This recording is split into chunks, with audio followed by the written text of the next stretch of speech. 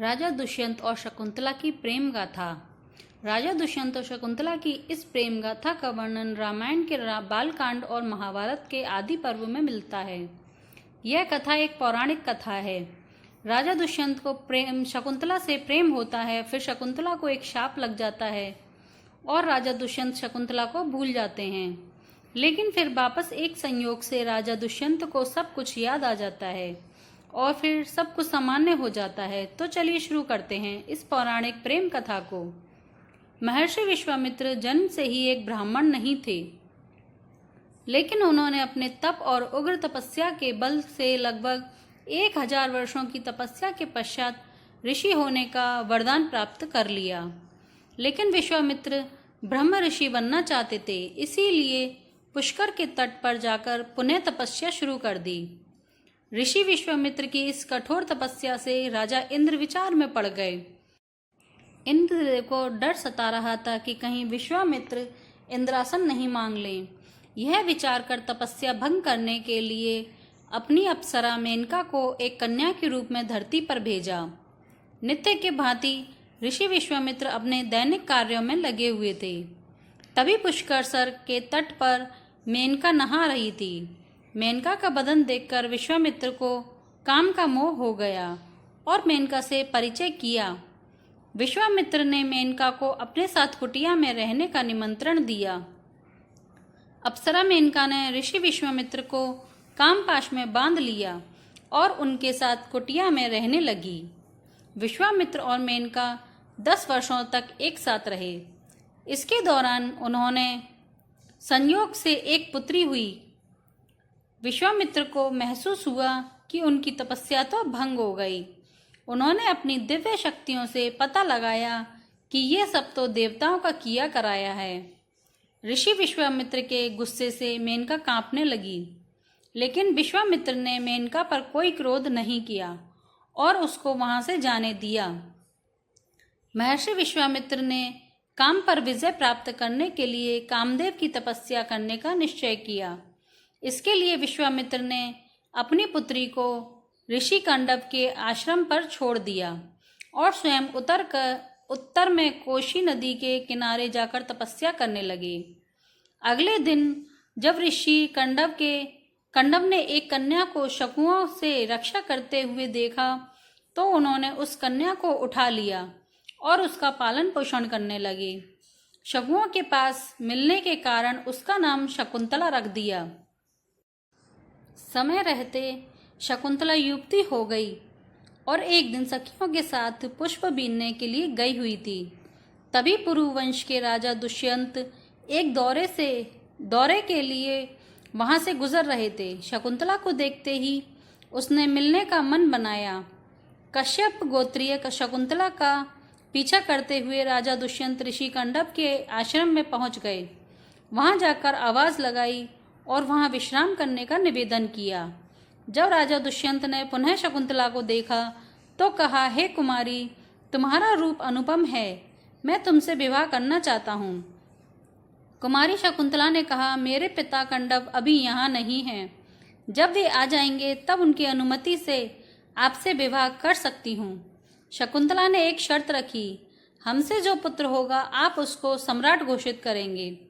राजा दुष्यंत ने उनकी बात मान ली। राजा दुष्यंत ने कहा कि महर्षि कंडव तो अखंड ब्रह्मचारी हैं, फिर वो तुम्हारे पिता कैसे हुए? शकुंतला ने बताया कि उनके पिता विश्वामित्र हैं, जो तपस्या कर रहे हैं, और मेरी माँ देवलोक की अप्सरा है। जन्म से ही ऋषि कंडव ने ही मेरा पालन पोषण किया, अतः वे ही मेरे पिता हैं।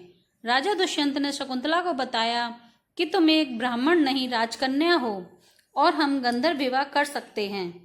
तुम अपने आप को मुझे दान कर दो। राजा दुष्यंत के निवेदन पर शकुंतला ने विवाह किया, समागम कर लिया। कुछ समय पश्चात राजा दुष्यंत शकुंतला को दिलासा देते हुए कहा कि मैं शीघ्र ही तुमको यहाँ से लेकर जाऊंगा। शकुंतला को अपनी एक अंगूठी देकर वहां से चले गए। जब महर्षि कंडव आश्रम में आए तो शकुंतला अपने पिता को सब कुछ बताने से डर रही थी।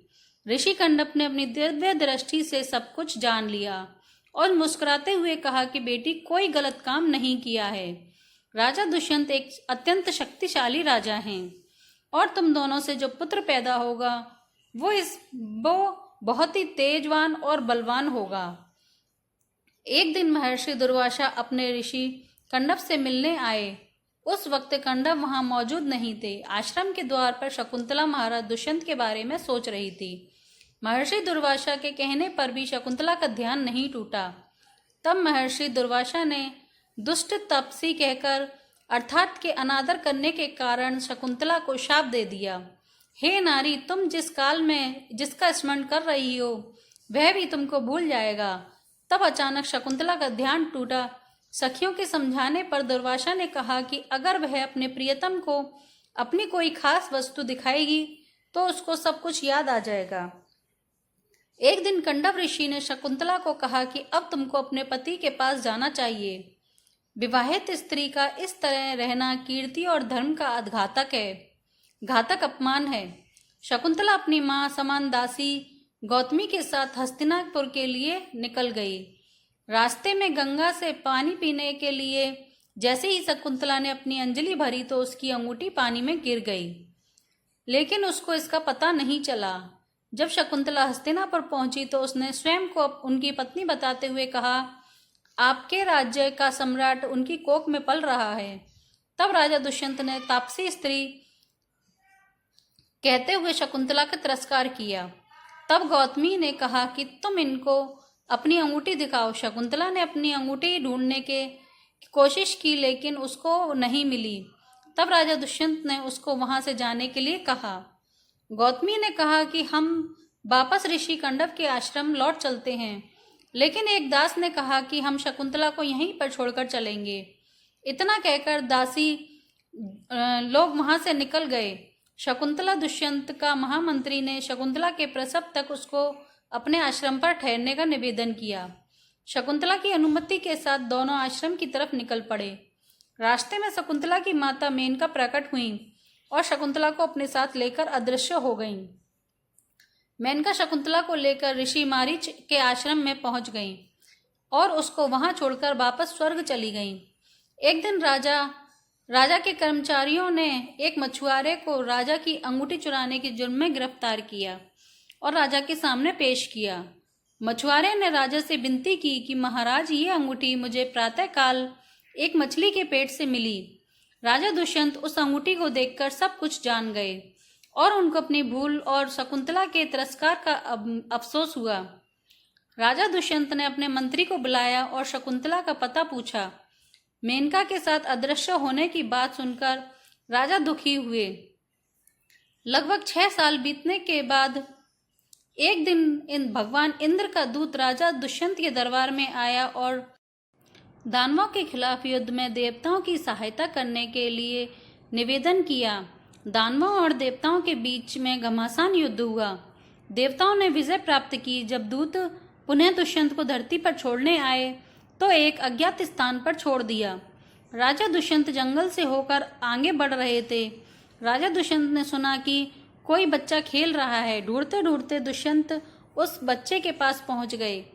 एक बच्चा शेर के साथ खेल रहा था और उसका मुंह खोलकर उसके दांत की गिनती कर रहा था।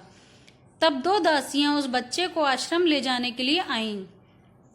दासियों के आग्रह पर भी वह बच्चा वहां से चलने को तैयार नहीं था।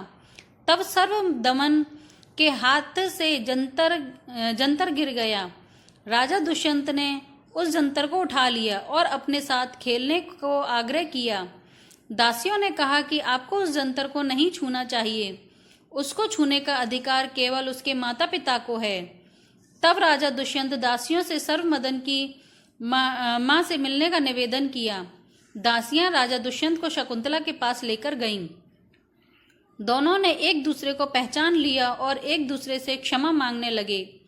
तब शकुंतला ने सर्वदमन को अपने पिता से परिचय करवाया। राजा दुष्यंत ने शकुंतला को महल चलने का प्रस्ताव रखा। शकुंतला ने महर्षि मारीच की अनुमति लेने को कहा। महर्षि मारीच की अनुमति और आशीर्वाद सहित तीनों हस्तिनापुर लौट जाते हैं। सर्वदमन, जो कि आगे चलकर राजा भरत के नाम से प्रसिद्ध हुआ। तो यह थी राजा दुष्यंत और शकुंतला की पौराणिक प्रेम कथा। इस पौराणिक कथा के बारे में आपके क्या विचार हैं, नीचे कमेंट बॉक्स में ज़रूर लिखें। या अभी तक हमारे चैनल को सब्सक्राइब नहीं किया है तो चैनल को प्लीज़ सब्सक्राइब करें। धन्यवाद।